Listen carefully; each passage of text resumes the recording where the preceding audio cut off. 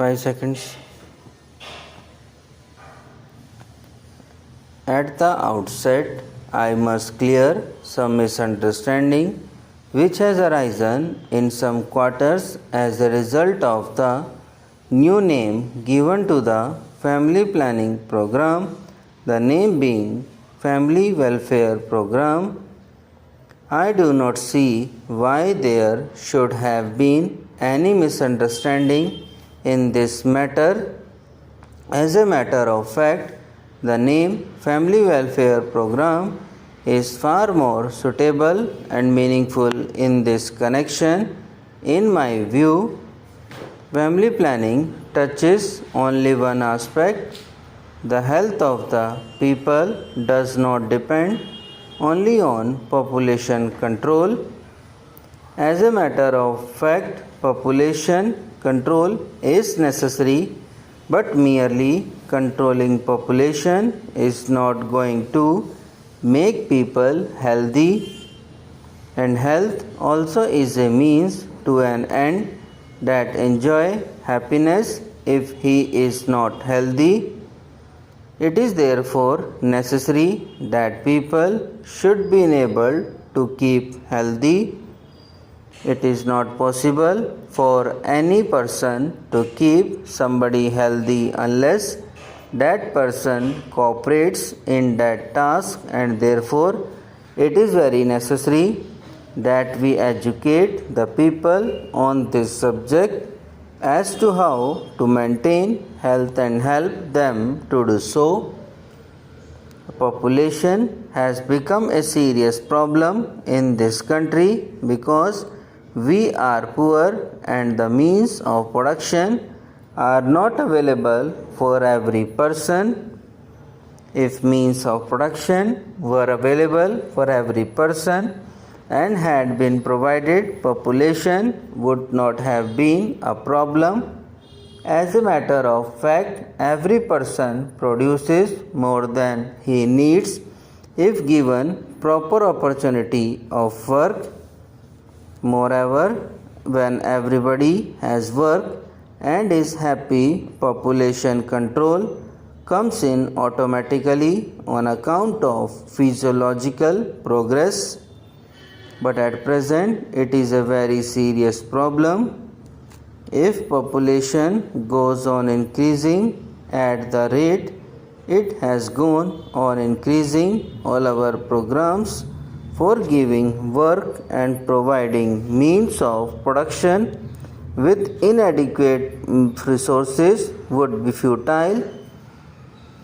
It is therefore very vital that we should control the population, and therefore population control becomes also a major program.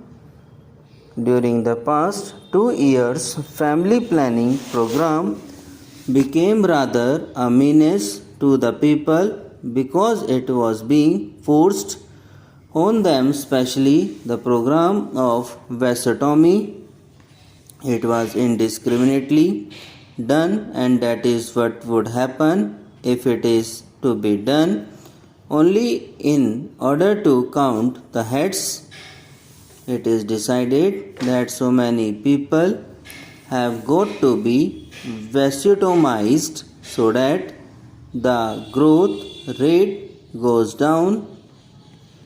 What we have said is that we cannot have a program for the welfare of the people by means of coercion.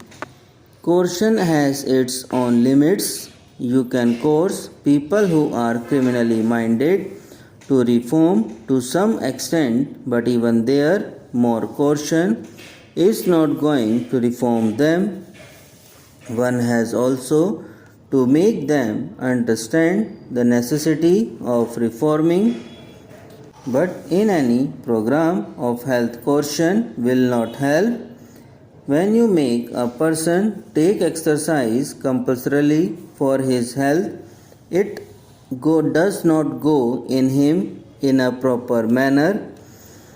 He somehow does it because he has got to do it. Otherwise, he will have to pay a price for it. When exercises are taken in that manner, instead of doing good, they do harm. People have therefore to be educated into the advantages of exercises and to be shown how these exercises can be taken without any discomfort or with great advantage, and that is why the policy of government is to have family planning, that is population control, as vigorously as we can on a voluntary basis and not on coercive basis. I have every hope that if the task is attended to by all concerned with this program with the necessary right spirit as to how to tackle it, I am quite sure that there will be a great response from our people. When people take to it willingly, the program also will be performed with much better results and in a more effective manner. It will also result in the welfare of the people, but family welfare denotes a wider field which is even more necessary. Whatever development we want to do in the country depends upon the capacity of the people to do their work efficiently and to go on increasing their productive capacity in any field of work that they can take up. And if this is to be done, health becomes a very primary condition. Unless a person enjoys a fairly good health, it will not be possible for him to do this very efficiently. It is necessary for us to see that the people of this country are enabled to keep them maintain their health in a fairly good manner so that they are able to follow their work and profession efficiently and live also a healthy life. A person who is ill is not able to enjoy life generally. There can be exceptions of people who have a strong mind and who would be happy under all conditions. But even to obtain strength of the mind, a healthy body is primarily necessary even to the spiritual minded people.